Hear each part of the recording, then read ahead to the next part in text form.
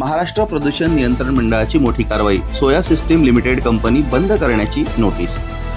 महाराष्ट्र प्रदूषण नियंत्रण मंडळाने जळगाव MIDC मधील सोया सिस्टीम लिमिटेड या कंपनीवर मोठी कारवाई करत थेट कंपनी बंद करण्याची नोटीस बजावली आहे। मंडळाकडून यापूर्वीही वारंवार सूचना देऊनही कंपनीकडून कोणतीही परवानगी न घेता उत्पादन सुरू ठेवण्यात आल्याचं उघड झालंय। त्यामुळे प्रदूषण मंडळाने अखेर कठोर पाऊल उचललंय। या संदर्भात प्रदूषण नियंत्रण मंडळाच्या अधिकाऱ्यांनी सांगितलं की सोया सिस्टीम लिमिटेड कडून बॅटरी उत्पादनाच्या सांडपाण्याच्या नियंत्रणासाठी आवश्यक यंत्रणा बसवलेली नाही आणि नोंदणी आणि परवानगी न घेता उत्पादन सुरू ठेवण्यात आलंय। त्यामुळे प्रशासनाची फसवणूक करण्यात आली आहे आणि यामुळे पर्यावरणाला देखील गंभीर धोका निर्माण झालाय।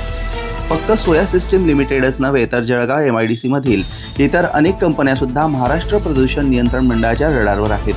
नियमांचे उल्लंघन करणाऱ्या कंपन्यांवर लवकरच कठोर कारवाई केली जाणार असल्याचे संकेत मंडळाच्या सूत्रांकडून देण्यात आले आहेत। धडाकेबाज तपासणी मोहीम सध्या MPCB कडून MIDC मध्ये सुरू आहे। परिसरात ही मोहीम सुरू असून परवाना नसलेले कारखाने, केमिकलयुक्त सांडपाण्यावर प्रक्रिया न करणारे युनिट्स तसेच ध्वनी वायू प्रदूषण करणाऱ्या कंपन्यांची यादी तयार केली जाते। नियमानुसार व्यवसाय करा अन्यथा कारवाई अटळ असा इशारा MPCB मंडळाकडून सर्व कारखान्यांना देण्यात आलेला आहे। पर्यावरण विषयक सर्व नियमांचे पालन करणं बंधनकारक आहे, अन्यथा उत्पादन थांबवण्याची किंवा कंपनी सील करण्याची कारवाई यापुढेही सुरूच राहणार आहे असं MPCBच्या अधिकाऱ्यांनी सांगितलंय। नमस्कार, मी करणसिंग अमरसिंग राजपूत, उपप्रादेशिक अधिकारी महाराष्ट्र प्रदूषण नियंत्रण मंडळ जळगाव। आमच्याकडे सोयो energy private limited M202 MIDC Jalgaon यांचे कन्सेंट टू ऑपरेट यासाठी ॲप्लिकेशन आले होते। या दरम्यान आमचे क्षेत्र अधिकारी श्री राजेंद्र सूर्यवंशी यांनी त्यांचे ॲप्लिकेशनसाठी सदर प्लॉटला व्हिजिट दिली।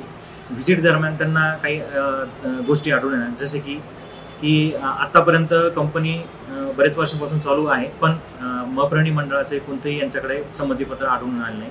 त्याचप्रमाणे जे लीड ॲसिड बॅटरी मॅन्युफॅक्चरिंग करताना जे काही प्रदूषण होते हवेचे व पाण्याचे, याबाबत जे काही प्रदूषण नियंत्रण संदर्भात उपाययोजना करायला हव्यात या त्यांना त्याबाबतचा काही नियंत्रण उपाययोजना त्यांना आढळून आले। याबाबतचा सदर प्रस्ताव त्यांनी या कार्यालयात सादर केला होता। या कारणास्तव या वरिष्ठ कार्यालयाला पाठवून सरळ वरिष्ठ कार्यालयाने त्यांच्यावरती निर्देश पारित केले आहेत। या निर्देशप्रमाणे त्यांना प्रदूषणाबाबतीत उपाययोजना करण्याबाबतचे निर्देश देण्यात आले आहेत। त्यांचं म्हणणं असं आहे की आमचं काम अंडर कंस्ट्रक्शन असताना सुद्धा आम्हाला नोटीस बजावण्यात आली। माझ्या माहितीप्रमाणे आमच्या क्षेत्र अधिकाऱ्यांनी ज्या दिवशी व्हिजिट केली होती त्या व्हिजिटचा अहवाल आमच्याकडे आहे। त्या अहवालामध्ये त्यांनी स्पष्ट लिहिले आहे की त्या दिवशी असे कोणतेही उपाययोजना त्यांना आढळलेल्या नाही, म्हणून त्यांनी सदर जो प्रस्ताव आहे तो आम्हाला पाठवण्यात आला आणि हे प्रस्ताव झाल्यानंतर काही म्हणजे 1.5 महिन्यानंतर त्यांना ती नोटीस मिळाली। या 1-1.5 महिन्यानंतर त्यांनी काही कामकाज चालू करण्यात आले असावे। सर, नोटीस मध्ये आपल्याकडून काय नेमकं नमूद करण्यात आलेलं आहे? नोटीस ही नाशिक तर्फे 28 एप्रिल 2024 रोजी बजावण्यात आली आहे।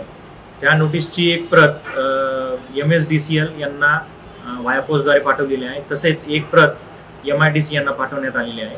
या नोटीसप्रमाणे नोटीस मिळाल्यानंतर MIDC व MSDCL यांनी सेफ क्लोजर पिरियड म्हणजे 24 तासानंतर त्यांना एक नोटीस बजावून 24 तासानंतर त्यांचे पाणी व लाईट इलेक्ट्रिसिटीचे डिस्कनेक्शन करणे अपेक्षित आहे व डिस्कनेक्शन केल्यानंतर त्याबाबतचा जो सदर अहवाल आहे तो मप्राणी मंडळाला कळवणे अपेक्षित आहे। तर ते केले की नाही? आपल्या फील्ड ऑफिसरने काही चौकशी दरम्यान काही रिपोर्ट दिलाय का आपल्याला?